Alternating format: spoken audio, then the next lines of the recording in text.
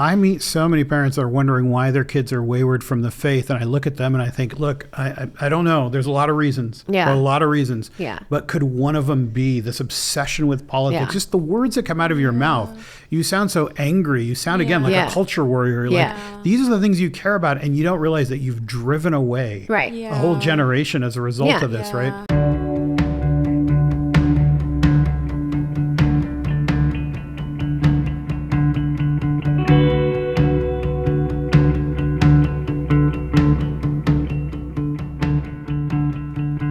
Welcome back to Jesus versus America. Jesus told us that we couldn't serve two masters, but so many of us are trying to serve the American culture while we try to follow Jesus. I'm John, and I'm joined by my good friends Monique and Wisdom, and together we represent three generations that are faithfully trying to follow Jesus.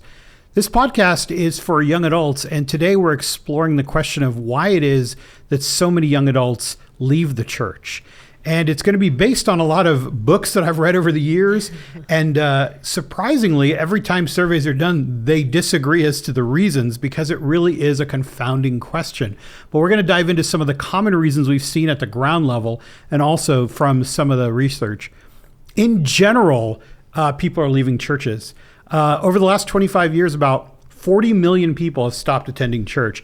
That's more people than joined the faith in the First Great Awakening, the Second Great Awakening, and all of the Billy Graham Crusades combined. Wow, that's how many people have stopped attending church entirely over the last 25 years, 40 million people. Of course, many of them are young adults. So we're going to be getting into how that happens. So one of the first reasons that we find in the research is their parents. And this was one of those that, it makes sense when you see it, but so many of the different people that have been surveyed in recent, studies say that it's watching their parents specifically. And if you're looking at the slice of people who've left the church that used to be evangelical, that's one of the highest reasons is the parents. So what is it about parents? What is it that did that? So here's the most common responses about how parents' faith influence people to leave their faith. And I think this is so ironic because so many of us want to pass our faith to our kids. And I know so many people who are bemoaning the fact that their kids have left the faith. And then, to almost turn around and say, well, could you have been a contributing factor would be shocking because they thought they did everything they could. So here are the reasons, and let's just think about these. One of them is the parents' emphasis on the culture wars, that they seem more invested in the culture wars than in following Jesus. Second, their lack of evidence of any love, joy, gentleness, generosity, any of the fruit of the Spirit, just not seeing that, seeing more anger and bitterness and frustration, which of course those are powerful tools for being a culture warrior. They're not so great for following Jesus. The inability to listen, especially when people brought up their concerns or different views or different ideas, inability to listen. And closely related to that, inability to engage with any other viewpoints. Like there was just one thought, nothing else could be tolerated. And not surprisingly, this is probably true in most recent years, their racial attitudes. Those were among the top 5 turnoffs that when you just witness your parents' generation. So sometimes when we talk, we think, oh, they see what other people are like in the church. This was more specific. They're watching what their parents were like. In the home. In the home and in the church, and saying, if these are the people who have brought their faith forward. So that's pretty stark. If you think about that from our parents' generation. Of course, more and more people are leaving, but those are pretty hard reasons as to why. I mean, and if you really think about it too, I feel like there's a natural, not rebellion, what's the word I'm looking for? Like there's a natural desire to kind of differentiate yourself and break off from the generation before you. So there's already kind of this natural thing where kids are like, oh my God, my parents are so embarrassing, or you're so out of touch and you don't understand. Like there's already that divide. So when you put faith into that, you're almost rejecting it solely on that purpose alone. Like everything that my parents stand for, they're so out of touch with reality. It must be outdated. It doesn't apply. It's not applicable. When you reject all of it together, I feel like that gets grouped into it. So not that those reasons aren't very specific and really good, and we should definitely break them down maybe individually, but there is, I mean, it makes sense, right? Because there already is a natural kind of pull away from the generation before. And if the generation before is beating you over the head with religion and not like letting you make choices, but like, this is what you have to do and it's the only way, you reject it even more because you're just putting it into that whole bowl of soup of everything else that generation stands for, that your parents stand for, that you're just like, oh, cringe, I need to separate myself from all of that. Yeah. That is interesting, though, because I think from a generational standpoint, like, I agree with you that every generation rebels against the one before it. But it's what you're rebelling against that then defines the next generation. I mean, we're always reacting to something, right? Yes. So this is where I think having 3 generations on the show helps, because in Gen X, when we rebelled against our boomer parents, it drove us deeper into church and new church expressions because we thought their church expressions were shallow. Right. So we saw church expressions like where everybody wore a suit and tie and went to church, or, you know, there was all this like display of like just, you know, cultural Christianity. So that doesn't mean that everybody became a Christian, but those of us who did, we doubled down on things. We're the ones almost that kind of too much. Right. We went, but we like drove into church. We wanted to go to church that was different. We wanted to change the way the church was. Like, we're the ones that brought in like drums and guitars and all those things into worship, thinking this is what it should be like, not your old choir robes and all those things. It's just interesting to me that when you react, what they're reacting to now is this overly conservative, overly legalistic thing. So instead of driving people to create new expressions of church, they're just leaving. Right. So it is true that because what you react against, it became so pervasive. Like there is this bigger umbrella of Christian culture, right? That I do separate from like what the faith is. And so I think part of that Christian culture is going to be the way you engage with faith, talk about it, maybe political worldview, the way you raised your kids, the fact that maybe church was like, maybe this beautiful tradition that was like once a week is now like, I'm signing you up for like youth and this and VBS. And it's like, I can see a kid being like, enough. Like, you almost get sick of it. Like, my whole world is this. I get it. You're beating me over the head with this. Like, I need to be this type of person and this type of culture. And I'm just at church all the time. And I think young people maybe almost feel like it's fear. Like, my parents are so afraid I'm going to turn out to be whatever, that it's so heavy handed. Well, well, for Gen Z being the most digitally connected generation, the thing that this generation runs away from is exclusivity, right? Which I think we talk about in a different podcast of like Gen Z cares about inclusivity. So not is God good, that's not the main question. It's, is he inclusive? Will he take in this person that I've seen this community, maybe even my own parents, reject? And so for the Gen Z young adult that has had their parents only have them inundated with church events, they're seeing on their phones the world larger than them and causes larger than them, that church. Well, it feels even more out of touch. It very much out of touch. And I think that's the thing that this generation, Gen Z, has to run away from, is the causes and the action. So for yours, it was the culture and the suit and tie. For this generation, my Gen Z peers are looking for churches that are actually serving, that are actually doing actions towards causes that they care about. I have a friend who told me that they were church shopping for 3 years and they finally found a church that they want to join.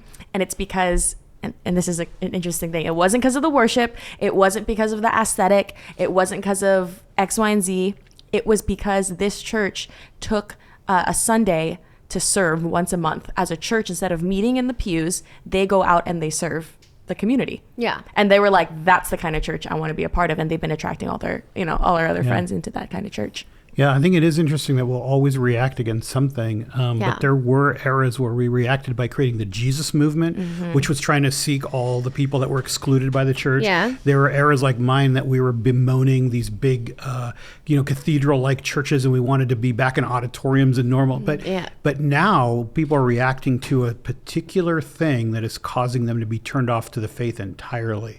What's closely related to that is probably the one you're going to bring up next. The political thing. Yeah, because I mean, I really do think that one of the downfalls here is unfortunately how much politics has become interrelated with the Christian faith, where they're like synonymous and they've become one, especially amongst like evangelicals. And of course, it leans very conservative. So if someone doesn't agree with those political viewpoints, you're throwing everything away because you think what it means to be part of a church or to be a Christian means that you also have to accept like all these other values that maybe you don't, or you're afraid people are going to view you as such. Oh, you're a Christian, automatically you must be this type of person. And it's almost an overreaction because you want to distance yourself as far as you can from any of those labels or those things that you view as destructive and uninclusive or hateful and or unchristian. angry and unchristian. Yeah. And so it is hard because I think, you know, a lot of churches are preaching politics from the pulpit in the sense that like this is how you should vote, and if you care about the country going like in God's way as a Christian, we have to force these like policies and to also continue. Politicians are leveraging Christian language and the Christianity and the but church on both further sides I feel like it is on both sides. The God thing is leveraged for sure on sure on and both then sides. but then it creates confusion for people that are like, is this the one that you subscribe Yeah. to because of this, you know, religious It is on both sides. This whole show is dedicated to pulling apart the American culture from Christianity. Yeah. And while the authors of this book, The Great Dechurching, argue that one of the greatest shifts that caused people to leave church was the church's marriage to the right. Right. What's interesting to me is in their own research, and this I had to slow down and read this, they were also trying to segment different groups of people who'd left the church. So they did specific interviews with people who are Black, Indigenous, and people of color. Yeah. And they asked them why they were leaving the church. And they asked even the questions about like, how did your parents influence that? And the most interesting thing in there was that the BIPOC population found that there were more, like there was this alliance with too many progressive and very leftist issues that interesting. caused them. So when we say that politics comes into the church, we're Right. usually thinking about No, but it's evangelical both, churches and right-wing Yeah. alliances. And it's actually true that on the left, the same thing happens where Yeah, they say it's one of the leveraged on reasons both that sides. causes me to leave is when I see that there's too much alignment with these super progressive causes. Right. And I think this is what it means. It means that it isn't that we cannot use our faith to inform the policies we support. Right. It's just that in this country, politics now is more important and prioritized over faith, even in our churches. Yeah, Yeah. that's a good way to put it. Prioritized over faith. Yeah. Right. Even in our churches, and it is true. It's almost like it's like teams, it's like communities, it's like you want to take a deep stand, and it's become like a way to identify Right. yourself. And churches have very much wanted to identify themselves with some sort of political stance, and you can see how people would leave a church over that or reject that, or if you see the gross kind of the gross thing that's produced in like the marrying of those things. Yeah.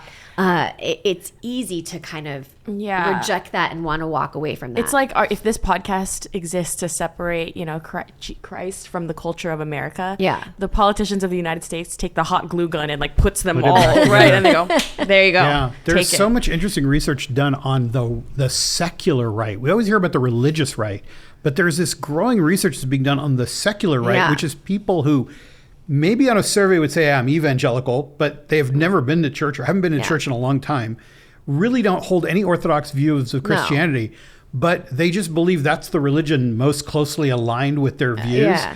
And their views are 100% positively secular and conservative, right? But they still feel the need to hang on to God something. and country. Right. And we're, churches, when they prioritize politics on either side over and above Christ and the work of the gospel and all of those things, that is heresy first. But second, we're fueling a problem where we're not even letting people know that there's a difference between what they believe or don't believe at all Right. and what we're preaching, because it just becomes one big patriotic soup.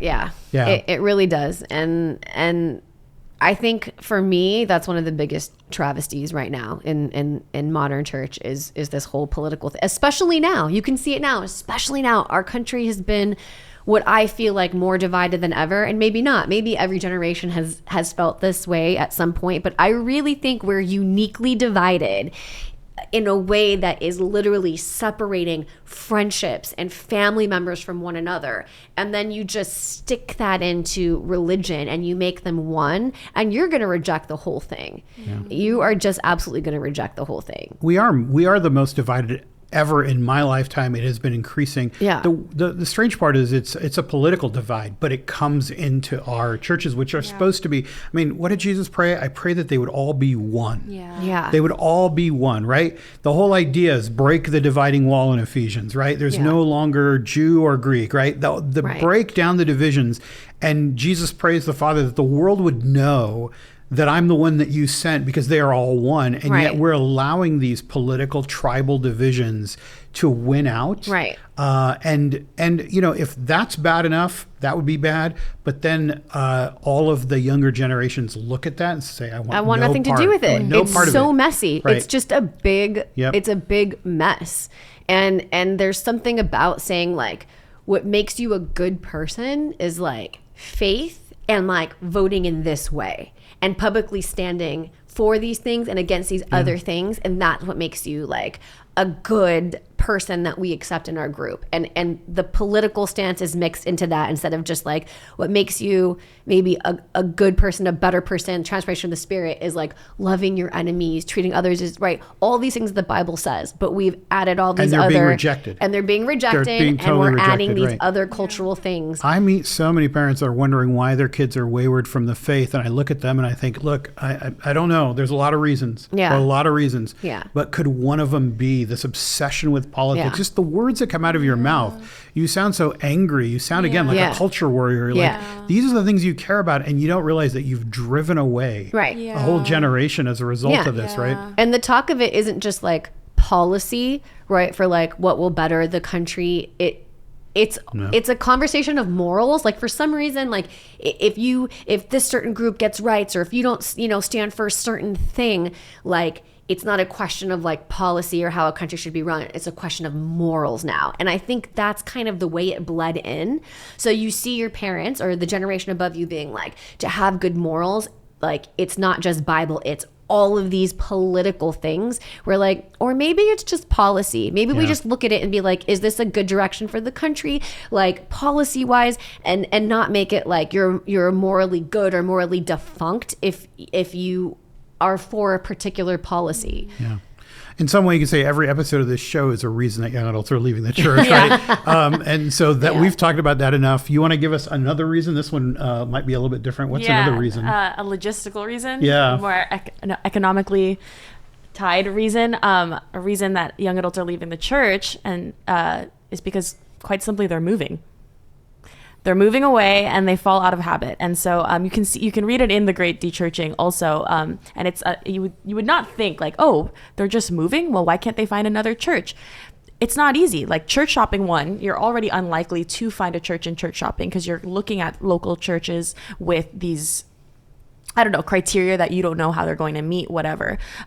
Two, are those churches and our churches, it's hard to be welcoming to new people. They don't know what to do with young adults when they get there, especially young adults who are likely single, new, don't have much to offer tithing wise, don't have much time perhaps because they're not plugged into the church, they're working on their career. A single young adult walking into the church doesn't know what to do with them. And so it's unlikely for them to get plugged in and choose especially and that single down. Part. Like if you have a partner at least, or like a friend, right? You're like, okay, let's go to this place together, and it feels less awkward and I have someone to sit with and talk to like while I'm figuring it out. Yeah. But if you're really new to a town, you don't even really have friends and like you're saying, you're single and that's overwhelming. And you've come out of the years of college where, it's easy to make friends, and high school and whatnot. Now you are literally a young person in the working class, and it's hard to socialize because the world is different now. Your pace of life is different now. And I work in young adult ministry, and I see and I understand and I empathize with how awkward it is to walk into even a young adult ministry and you're like feeling like the new kid at school for the first time in years. Yeah. And again, people don't know what to do with you. I think they just fall out of habit with it too. It's so strange though, because like if I move to a new town, I'm going to a grocery store in the new town. I'm not thinking like I'm not doing that. I'm doing the things I need to do, right? So in some way, when I move to a new town and I just stop going to church, it's also probably means it's not something that is really deeply formed in me to begin with. Yeah. Right? Like you move to a new town, you're going to find a gym. Yeah. You move to a new town, you're going to find a few things that you can't live without. You're looking for Trader Joe's everywhere. Like that's what you're going to do, right? But it is strange, and I do agree with you because I noticed that too. It is really hard to break into a church, so it's a two-sided problem. You're right. Like there's this part where you might be leaving thinking, that was never really mine to begin with, or I'm finally free from that. Or I was at that church because it was convenient and there were friends and I was already in there. And the minute you break out of it, you think like, this, if it was deeply formed, would be something you'd say, I really need to do this. Now, the other half you've mentioned is totally true. Like churches are so awkward and it's hard to break into, and they're terrible at reaching out to young adults. Yeah. But you're right. If it's not deeply formed in you, and again, we have a culture that works against this, right? Like even our work days are different. Like the new weekend is like Sunday, Monday now. You know what I mean? So it's like everything is working against the church here in this and making it convenient, which, you could argue like, hey, fight past that need for convenience here if this is something that is deeply formed in you. But but even when you visit other churches, right, that's the thing. I just I was talking to somebody who just was visiting a church that they're actually thinking, hey, we'd love to have you join the church and be there. But like, again, you go there and you find the culture doesn't fit what you're trying to do. The tone isn't there. So there are hardships. I want to acknowledge that. Like it is awkward anytime. And you could do this at any age. Doesn't matter. Like churches are just they do not do a good job of welcoming new people and figuring out how to assimilate them. Like we might welcome them initially, but it's just, it is hard. There were so many, even the church that I'm at now, was the first year, like we kept asking, like, should we just keep doing this? Should we just keep doing this? Like, will we ever break in to feel comfortable here? It is hard. Yeah. And I can tell you that too many young adults aren't going to stay around that long. Yeah. To say, I'll commit a year to see if I can get through this barrier where I feel like nobody cares that I'm here, past the first time somebody welcomed me. That is really hard. And without straying too far into a different subject, it's already hard to get plugged in, like what you said, even when you're not serving too, and when you're not a part of something in the local church. So to be a new person and walking in is like, I joined a church as a young early 30, like, isn't that young adult? I don't know, early 30s, because I had moved. And I started attending the church because I did get involved. They needed people for junior high ministry, like to do like the camps and then lead small groups and stuff. And I love that age group. I was there for 2 years doing the summer camp, leading junior high small group throughout the year, like for both years, actually 3 years, because I committed to taking those girls from 6th to 8th grade, and still nobody on a Sunday night would talk to me. And like, I knew some of the most connected, high up people in that church that my first day was like, this is my friend, Monique, and da-da-da. And I'm like, oh, surely like I'm in because like, I know the person that's worked here and been here 7 years. Nobody. And I think I've told this story before. Like I went with my friend and we were both so sick of it that he had this crazy idea where he literally put like these stickers all over our shirts and it said like, ask me a question, and like all these questions. He's like, someone's gonna ask us like why we have these on our shirts. Like this is our last ditch effort. It was kind of funny, but I was like, okay. Oh, wow. Not one question, no one was like, who are these two people with these white like to that extent, because it was just kind of like, it was so ridiculous. And that was a night I was like, I'm done with this place. And I stayed for those girls, and I'm glad that I did. A lot of good was done there. But I mean, that's just an example of getting involved, showing up every Sunday night. And even then. And the Sunday night was more geared towards my age group, by the way. And I was single at the time. So like single, kind of young adultish, but like older. No one would engage with me. And it was a mega church, I'll say that, but the Sunday night was small. It was like in this little room. So do we think that's because people don't know what to do with single young adults? But in that room, it sounds like there's a bunch of different people in the same age group. Very, I think it's Christian culture. It was very cliquish. I think people will look at you and how you dress or whatever and think of you a certain way and stay with their cliques because it's easy, and it's like no new friends, no new friends. Yeah. So, and it's unfortunate too, because when and we've talked about this, like when you don't go to church and you are not tied to a body of believers and accountability and people to stretch your faith and grow your faith and challenge it long enough, like your faith gets weird. It gets weird and it gets weird quickly. And then a year goes by and then 2 years go by and then 3 years go by and then it gets like pretty hoo-ha. The longer you're away from church, the more you start to sound like Instagram rather than the Bible. And all the little memes and quotes. I mean, your faith starts to sound very therapeutic and anything, right? It very much or so. Angry and political. Yeah, but it doesn't sound biblical, and that's because you're not part of the body anymore. You're not. And there is good studying. news in this, by the way. Like, one of the good news that they found in these studies is that even those who stopped going to church, many of them still had somewhat orthodox beliefs. Like, it isn't like they ditched their faith entirely. But that was, like, as time goes on, it gets stranger and stranger. Which is why it's imperative off. to be, like, if you are a young adult and you are moving, make this something that is deeply rooted in you to look for a church, look for a body of believers to plug into. And while we're acknowledging that it is difficult and it is hard to push through that, and then churches do a better job welcoming people into your churches. Like, do a better job. All people, and certainly the one that's by themselves. It takes a lot of courage to put pants on Sunday morning when you're not working, find parking, walk in there by yourself, not knowing where to sit. So, like, honor that and take care of them.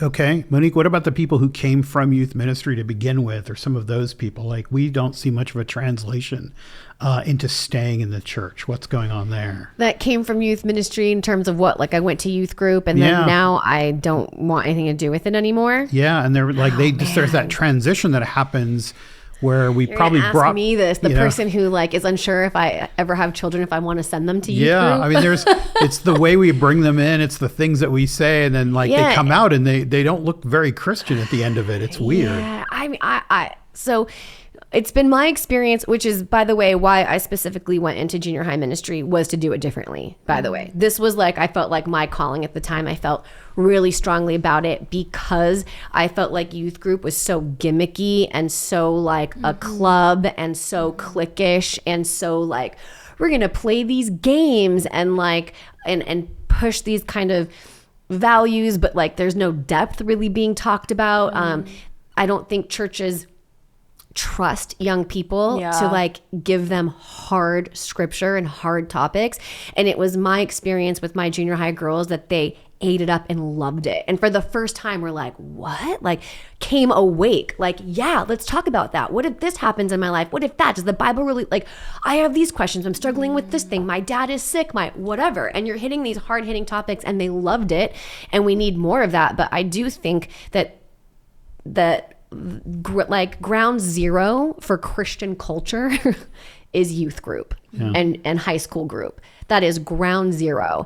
And they're just, you look a certain way. None of them are old enough to vote, but they're all regurgitating. I went to, my husband was involved for a while volunteering at a high school group, and he's like, you should come check it out. And like, maybe, you get involved in this place as well and hang out with the small groups. And so I was talking to this girl that was off by herself, and she was maybe like 15 or whatever, 14, something like that. Maybe 13, maybe it was junior high group. And out of nowhere, I'm like, hi, what's your name? How you doing? She's like, I don't know. I mean, I just need to get out of this state. You know what I'm saying? Like, I need to move to like Texas because we're just sick of what's happening. That's the first thing she said to me at that age. And I was like, And I just like kind of took a step back and viewed it as a whole. And you are just regurgitating what your parents are saying. Politics are even present at that part. And then it's like games and jumping and hand motions to music. It's a rock concert. And like, it's just, there's not enough there, I think, to sustain you. And so coming out of that, maybe you're first coming into your own, and maybe you're having some different thoughts and you're associating religion with that. I see as an adult, while you'd be like, that was kind of dumb and weird and culty, and like, I'm stepping away from it. Wisdom, you're doing youth ministry. You've been doing it for 3 or 4 years. Like, are you guys doing it any differently? Do you see some of those same patterns? Do you just inherit people that come in like that? Like the influence of their parents and social media and their friends can't be overwhelmed in one night a week. Like, what are you seeing? I think my stance on it is, So yes, I do youth ministry now, and I love my youth students, and it's actually really vibrant right now. Yeah. And this youth ministry in particular are students that are coming. They're not students of children from parents on Sunday mornings. They're students that are coming because they hear it from their friends, and they're inviting their friends and whatever, and they're actually inspiring their parents to come to church and evangelize it to their parents. So it's a very vibrant ministry right now, and people ask me, like, what is that? Like, how is that happening? Why? And I really do think it's because we really believe in dignifying the student, like what you said, as an individual, and not as someone as, oh, I know your dad and I know your mom, and they, you know what, or not the feeling of like, I'm paid to be here to babysit you. It's not a babysitting gig. And so one of the ways that we do that is we have our leaders take students out for coffee or boba, depending on how young they are, and let them talk. These students have $1 million questions. They are curious. No one's ever given them the time or dignity to give them a full fleshed out answer, and not even answer, but more so challenge of, well, what do you think the answer is? And not being jarred by what they're thinking of. And I really do believe that there's something of meeting them there at that place with those questions, as silly as it may be. Like I had a student, they actually a month ago asked me, like, I think it'd be really hard to forgive drug dealers. Like, we just can't give forgiveness to drug dealers. And then you can hear almost a hint of like a parent's voice from the background, and kind of political, kind of whatever. And then you challenge them, well, you know, why not? Who is that person behind that? I wonder how they got there. And then you help them flesh that out. And so there's been real fruit from dignifying the student, listening to their questions, not giving them 50-cent answers to $1 million questions. And there can be good fruit there, and it sets them up for when they Success graduate later.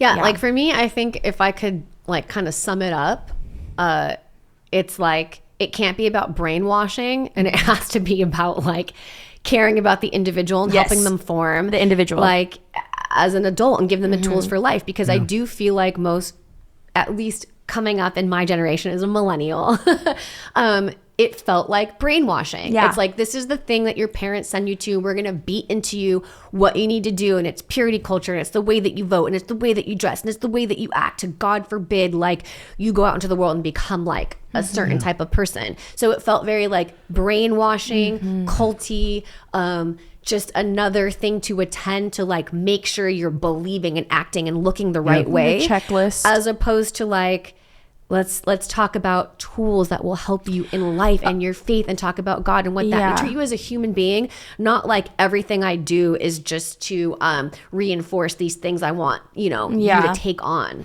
A measure for success for us isn't, 100 students showing up for a pizza party. I think success is when the student can trust their youth pastor or leader enough to call them when grandma dies and be like, what does this mean? I don't feel like worshiping God in this moment. Yeah. I mean, if you attract people with pizza parties, when the parties end, or when you go to college and there's beer parties, those will win, right? So we try, we think, oh, broom ball, that's going to be exciting. Not when you get to college. That's not exciting. If you're going to try to entertain people into coming to your ministry. But I do think, Monique, what you're saying is also true, which is like, we tried to inoculate people. We tried to put them in safe camps and education camps. And let's be real, youth pastors would be fired if they didn't toe the line, right? So there is this parent mob behind every youth ministry that is out there waiting to get some person in trouble who's a young person trying to minister to students. And if you don't say this, or if you accidentally said that, or if you were open enough about this, you'd be fired. Right. So there is a culture of fear. Like, people are being brought to youth ministry because the parents are afraid they're not going to be Christians. Mold our child in the way that we, which almost ensures it's not going to work. Right. Because everyone can feel that that's what it is, right? That's the thing. And then you reject it. And you have to filter everything through a certain lens, or else you're out of a job. And it is a really weird thing. And I think it overemphasizes just who these people are. Like, their faith is struggling. It's supposed to become their own, but it's not. They're still struggling with their parents' faith and their parents' expectations and all of these things. And so what do we do? Like, if you're somebody who works with youth ministry, if you're somebody who's working with people as they're moving into young adult age, and even in young adult age, I got a couple just suggestions that we should throw out there to help in this process. One of them is you have to really become conversant, not just in the questions about faith, but in all questions. Yeah. Like no one's going to give you any credibility to talk about spiritual matters if you can't help them with matters of something as simple as their vocation or their health struggles, Right. or their substance abuse struggles, or Yeah. even their loneliness, or their Yeah. the lack of being able to make a friend. Yeah. All of these things, like if you can't speak Fitting intelligently, in, like all the, yeah, and if you have no credibility on those things, why would they listen to you on something that's spiritual? Like, Anything but we else. always lead with the spiritual. Like we're into, we can almost let people remain weird, remain awkward, remain messed up as long as they believe in Jesus, and just think, oh, that's a win. Where really they would be so much more interested in what we were trying to disciple into them if we looked Right. at their whole person. So the first thing is, make sure you're able to disciple them all. And it's especially true of young adults because they're all trying to figure out how to become an adult, and it's really hard. Yeah. And most of us are only showing them how to follow Jesus in a very narrow sense, Right. not realizing that following Jesus also means maturing and becoming Yeah. a better steward and learning how to become an adult. It's hard and all those enough kinds to of grow things. up, right? But then you're growing up with faith is even It is harder. And then when we're Yeah. not interested in whether you're grown up, we're just interested in whether you come to our ministry or not. Yeah. You could care less if you're weird and awkward. Just come, and we'll be so glad with a big fake smile when you show up. The other thing that any leader needs to do is have really deeply formed, widely read, and theologically rich answers. That's exactly what you said. Like, we can't have these 50-cent because no one's buying them anymore. No. These are big questions, and yet I know it's going to be a risk to actually answer them with an I don't know. That's really hard. I don't know that we have all the answers to that, or even to actually answer it in a way that somebody doesn't want to hear. Or even to have the time to learn it with them if you Yeah. don't know. Be in relationship long enough to wrestle with that. And that's why I'm saying they have to be deeply formed. Like, you have to think about it deeply. You can't just give the 50-cent answer. And it needs to be widely read. Like, people who are working with youth and with young adults, you need to do your homework. Yeah. You need to be constantly reading and learning so that you can say, well, that's a complex issue. And I think that leads to the third thing, which is you've got to be able to recommend resources for people, because I've had so many people say, well, where could I read more about that? Now, I know the real truth is they're not going to read anything. Like, I'm going to say, oh, here's a book, and they're not going to read it. So let me just say, that's not the point of the question. The point usually is to go, point me in the right direction. Maybe there's a chance they're actually going to read a book I recommend.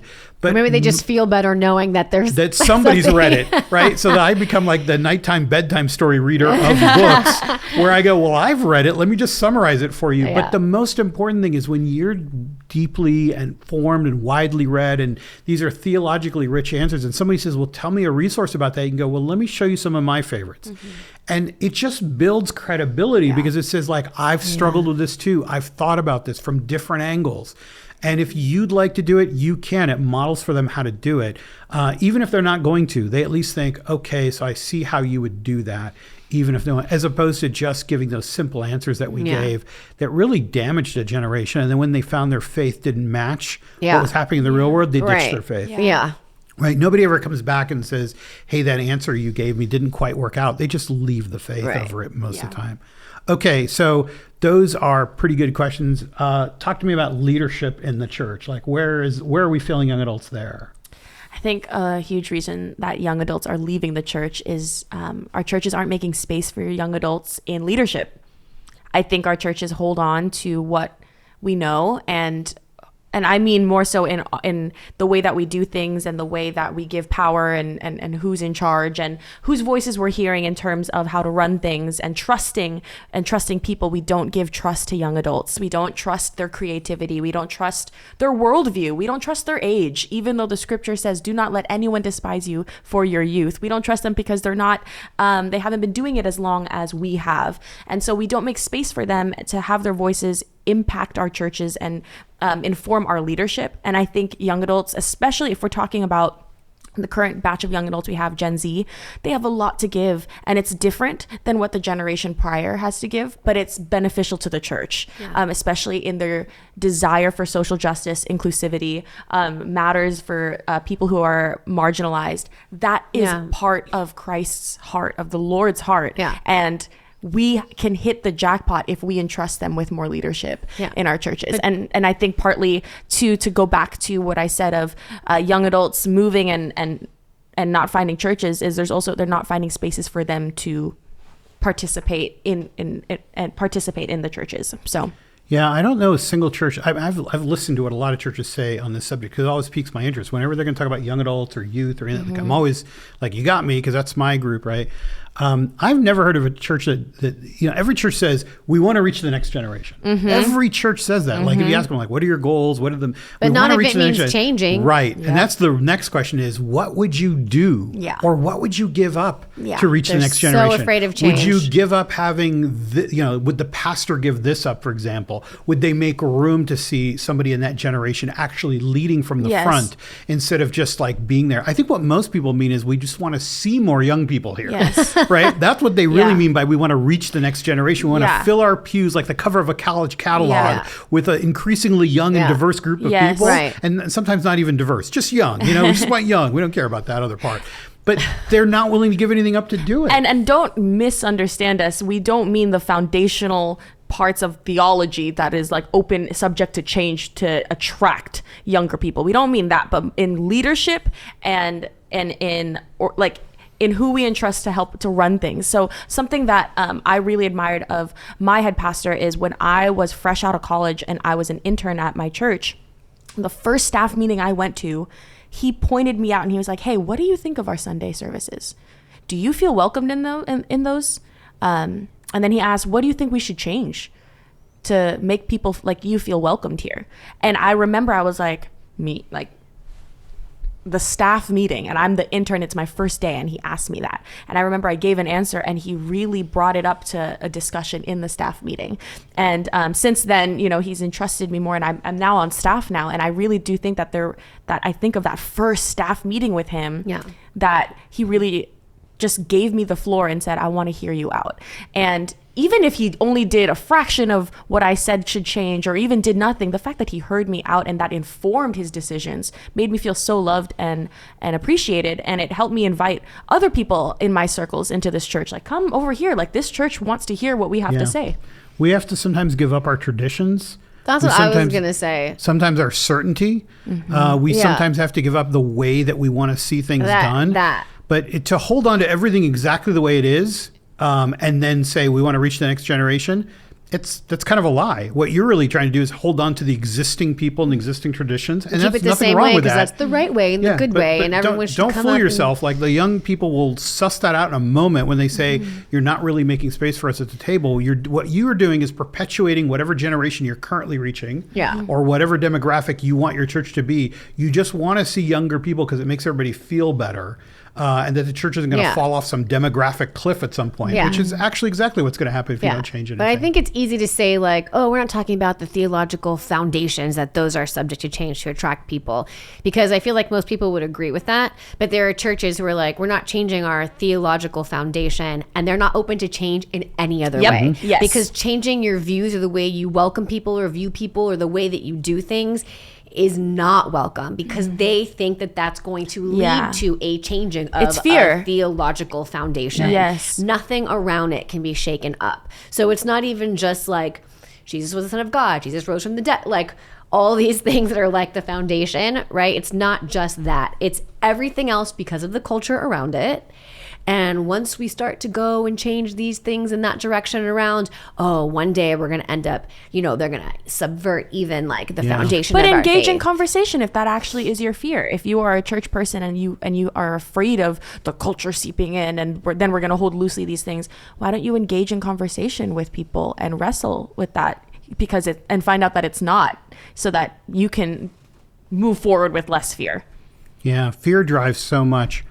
But there is a mob at every church that's waiting to come after you if you and the list of things that compromise the gospel is so long, and they're so inconsequential, but man, is it long. Like, almost anything you do to change anything that somebody doesn't like somehow compromises the entire gospel at many places. Here we go. So if you're going to give in to that, or if you're going to be held in fear of that, then don't expect young people to show up. That next generation will show up, look, see that there's no room, no place, and also that it's fear-driven, and that's exactly what they were fleeing. When young adults make their faith their own, it's to move from the fear-based faith that they were given into something that is truly, deeply beautiful and their own. Yeah. And if they see that, well, this church is also driven by that same kind of mob mentality, fear of the, like, nope. Don't want anything to do with it. Right. Yeah. I know, but you still want to see me here. Right.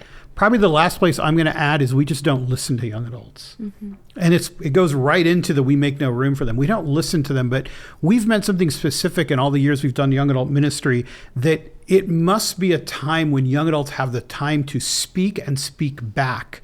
And this is something when I say, are you willing to change? Like, you want to reach this next generation. Are you willing to change something? One of the most sacred things that no one that I've spoken to has ever been willing to change is the idea that we are just going to preach at young adults and talk one way over their voices, that young adult ministry at most churches is just basically youth ministry just grown up a little bit. And our churches on Sunday morning look like youth ministry grown up a little bit. I mean, there's been research done on just how youth ministry culture took over all aspects, especially in the evangelical church, that every worship service now looks like singing, talking, singing, right? And it's like pretty much the whole thing, which is what started in the 70s with like the campus ministry started that whole thing. And then it became youth ministry. But then all those youth ministry people grew up and then it became church. And now if you go to a young adult ministry, you go, what is distinctly young adult about this? Other than there's places to meet and date. Other than that, what is distinctly young adult about this? Because it's it's just another like service where people are talking to you and exhorting you, and your only thing is to nod your head up and down. And most of the time I've said young adults nod their disagreement. They're like, I don't believe a word you're saying, but I know that in church the only thing you could do is nod your head. That's the only allowable expression you're allowed to have.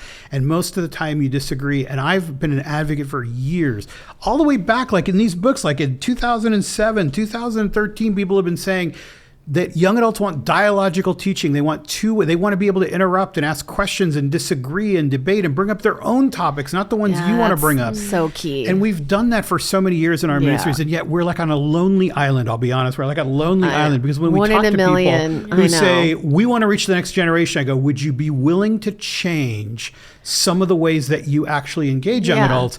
Sadly, like the rich young ruler, they hang their head really low and they walk away sad because they had great wealth. They weren't willing to give up. And in their case, it was this tradition of like, no, this is the way we do it. We can't sacrifice that. Let me get my message out. Let me just like not have to over prepare and actually like answer like difficult questions in the middle of it.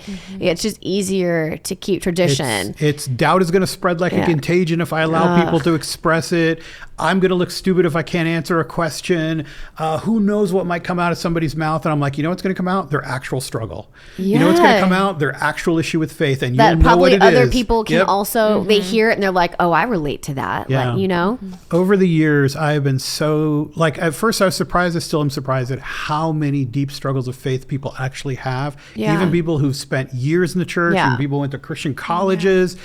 They're still all dealing with it. And I think, what is the use of bottling that up, never dealing with it, and not addressing it at all? Like, I want that out in the open. I want to deal with it now before I have no choice to be able to do it. And again, like, I could go into this all day long. Statistics say that people learn 5 times as much when they're sitting in a dialogue rather than just another service where somebody's monologue speaking to them, right? That has actually been shown statistically over and over. And you tell that to people, don't you want the truth of the gospel and the things you're preaching to be 5 times more effective?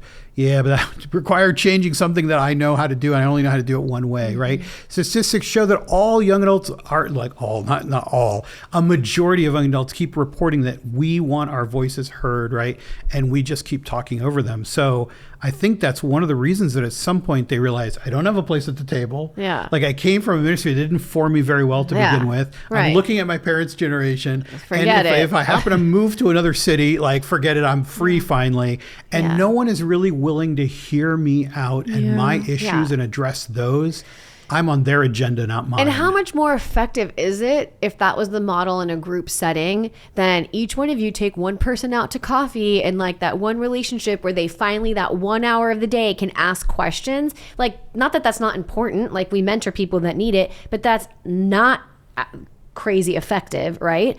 I mean, yes, you could affect them, they'll affect others or whatever. But if you take the group model and a room full of 50, 60, whatever people that you can do it with, and allow the open dialogue, even the people that are not speaking are benefiting because other people are voicing probably what they're thinking, and all of a sudden right, you're getting this every week and you're feeling heard, or at least your thoughts are being represented in some way, and that is more effective than just like one at a time, build that relationship, take him on a coffee date. Like it shatters the audience mentality that we have so often in our churches. But that's what we want. Yeah. Like when you say 50 or 60, somebody out there's thinking, I don't want 50 or 60. I want They're like not all 400. I want 500, you know? And I'm thinking to myself, so you'd rather have 400 or 500 people that are not heard, that are struggling with their issues, just so you feel that the room is full, as opposed to discipling a smaller group of people who will really go deep and be doing affected. maybe like more local churches, more services, smaller number, like whatever that looks like, you know, but that's not effective for like a mega church can bring in tons of money and do a one service, one and done, right? And maybe that makes everyone feel good, but that is not the same as the model that takes it in a completely different direction that actually impacts lives. And so that is something that we need to think about, because that's, I think, one of the reasons people are leaving church.